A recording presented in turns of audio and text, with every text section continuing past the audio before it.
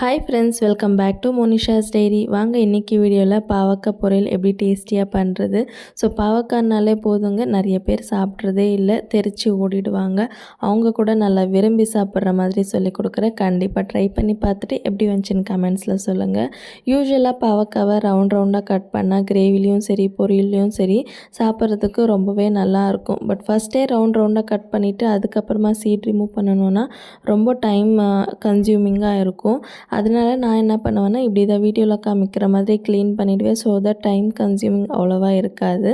பாவக்காய் எடுத்துகிட்டு மேலே கீழே டாப் போர்ஷனை கட் பண்ணிவிட்டு பீலர் இருக்கும் இல்லையா, அதை ஃபஸ்ட்டு உள்ளே இன்சர்ட் பண்ணிவிட்டு நல்லா இந்த மாதிரி திருவினிங்கன்னா ஈஸியாக அந்த சீட்ஸ் எல்லாமே ஒரே வாட்டி வந்துடும்.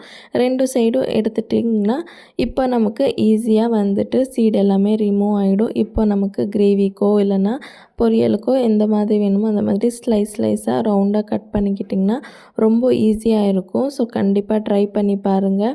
நான் எப்போவுமே இப்படி தான் கட் பண்ணிப்பேன். அப்போ வந்து டைம் கன்சியூம் அவ்வளோவா இருக்காது. ஸோ எனக்கு தேவையான அளவுக்கு ரவுண்டாக கட் பண்ணி எடுத்துகிட்டு இப்போ ஒரு பவுலில் கொஞ்சமாக தண்ணி, சின்ன நெல்லிக்காய் சைஸ் அளவுக்கு புளி, கொஞ்சமாக உப்பு போட்டு நம்ம கட் பண்ணி வச்சுருக்க பாவக்காவும் போட்டு ஒரு 5 to 6 மினிட்ஸ் வேக வச்சுக்கோங்க. அதுக்கு மேலே ரொம்ப நேரம் வேக வைக்க வேண்டாம். மறுபடியும் நம்ம இதை ஃப்ரை பண்ணுவோம் இல்லையா, ஸோ ரொம்ப வெந்துருச்சுன்னா ஒரு மாதிரி சாப்பிட்றதுக்கு நல்லா இருக்காது. இப்போ ஒரு 5 நிமிஷம் வெந்த பிறகு அந்த தண்ணி எல்லாமே ஃபுல்லாக வடிகட்டிட்டு நம்ம என்ன புளி போட்டிருக்கோம் இல்லையா, அந்த புளியை வந்து தனியாக எடுத்து போட்டுருங்க. ஸோ அப்போது தான் ஃப்ரை பண்ணும்போது நல்லாயிருக்கும். இல்லைனா அப்படியே இருந்தால் நல்லா இருக்காது சாப்பிட்றதுக்கு. இப்போ ரன்னிங் வாட்டரில் ஒரு 2-3 தடவை நல்லா வாஷ் பண்ணிவிட்டு தண்ணி ஃபுல்லாக புழிஞ்சி எடுத்து வச்சுக்கோங்க. இந்த மாதிரி பண்ணுறதுனால ஒரு 50% அளவுக்கு கசப்பு தன்மை குறைஞ்சிடும். அதுக்கப்புறமா பொரியல் செஞ்சோன்னா அவ்வளோவா கசப்பாக இருக்காது, சாப்பிட்றதுக்கும் நல்லாயிருக்கும். இப்போ ஒரு வானிலையில் ஒரு 2 ஸ்பூன் அளவுக்கு ஆயில் போட்டுட்டு நம்ம என்ன ஸ்க்யூஸ் பண்ணி வச்சுருக்கோம் பாவக்காய் இல்லையா, அதையுமே போட்டுட்டு லோ ஃப்ளேம்லேயே வச்சு ஒரு 5 மினிட்ஸ்க்கு நல்லா ஃப்ரை பண்ணிக்கோங்க. ஸோ 2 சைடும் லைட்டாக கோல்டன் ப்ரௌன் ஆகி வர வரைக்கும் ஃப்ரை பண்ணி எடுத்துக்கோங்க.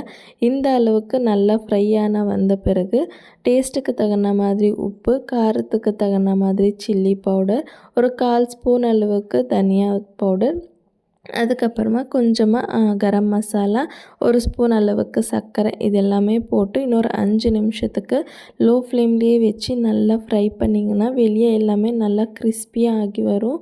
ஸோ அதுக்கப்புறமா நீங்கள் ஸ்டவ் ஆஃப் பண்ணிவிட்டு வெரைட்டி ரைஸ் கூடயோ இல்லைன்னா சாம்பார் ரைஸ் கூடயோ வச்சு சாப்பிட்டிங்கன்னா டேஸ்ட் வந்து அட்டகாசமாக இருக்கும். கொஞ்சம் கூட கசப்பு தன்மை தெரியவே தெரியாது. ஸோ இந்த மெத்தடில் ஒரு வாட்டி ட்ரை பண்ணி பார்த்துட்டு எப்படி வந்துச்சுன்னு மறக்காமல் கமெண்ட்ஸில் சொல்லுங்கள். வீடியோ பிடிச்சா ஒரு லைக் பண்ணிவிட்டு இதே மாதிரி இன்ட்ரெஸ்டிங்கான வீடியோஸ் பார்க்குறதுக்கு மறக்காமல் நம்ம சேனலை சப்ஸ்கிரைப் பண்ணிக்கோங்க. இன்னொரு வீடியோவில் பார்க்குற ஃப்ரெண்ட்ஸ், டேக் கேர், பாய்.